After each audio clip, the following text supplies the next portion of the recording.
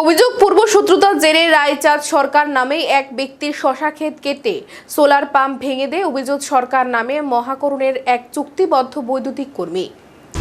ঘটনা বামুটিয়া পুলিশ ফাঁড়ির অন্তর্গত শুক্রবার গভীর রাতে দক্ষিণ রাঙ্গাটিয়া এলাকায়।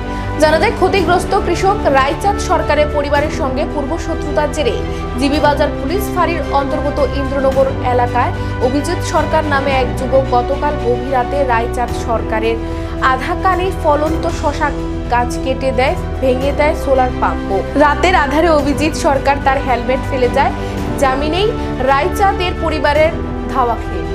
এই বিষয়ে অভিজিৎ সরকারের বিরুদ্ধে বামুটিয়া ফাঁড়িতে অভিযোগ দায়ের করবেন ক্ষতিগ্রস্ত কৃষক রায়চাঁদ সরকার বলে জানা যায় অভিজিৎ সরকার মহাকরণে বিদ্যুৎ কর্মী হিসেবে কাজ করেন। সেই সুবাদে নাকি তাকেও কিছু করতে পারবে না, কারণ তার সঙ্গে নাকি অনেক বড় বড় অফিসার পুলিশ কর্মীদের উঠা বসা। তবে ক্ষতিগ্রস্ত কৃষক এই ঘটনার সাথে যুক্ত সন্দেহযুক্ত ব্যক্তিকে উপযুক্ত শাস্তির দাবি করেন তদন্তক্রমে।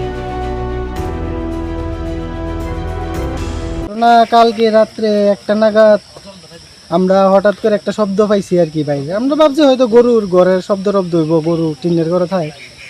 তো বাইরে আমরা দেখছি মানে হঠাৎ করে দুইটা যাইতেছে গা। নাম হয়েছে অভিজিৎ সরকার।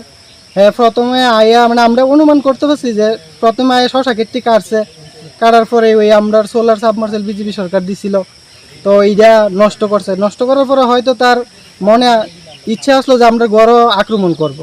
তো আমরা রাত্রেবেলা বাইরে দেখছি পরে টা হ্যাঁ বাইক লিয়ে দুইটা গেছে, হেলমেটটা এই জায়গার মধ্যে পাওয়া গেছে। কয়জন ছিল তারা? আমরা একজনই দেখছি। এই দুটুক ক্ষেত মিলিয়ে কতটুক জমি হবে? দুইটা ক্ষেত কম করে তো আধাখানি তো হইবই। এই বিষয়টা তোমরা পুলিশকে জানিয়েছো? পুলিশে হ্যাঁ এই তো ওখানে একটু আগে গিয়া রিপোর্ট করে যাইছি, এই পুলিশে কইছে আইব আর কি।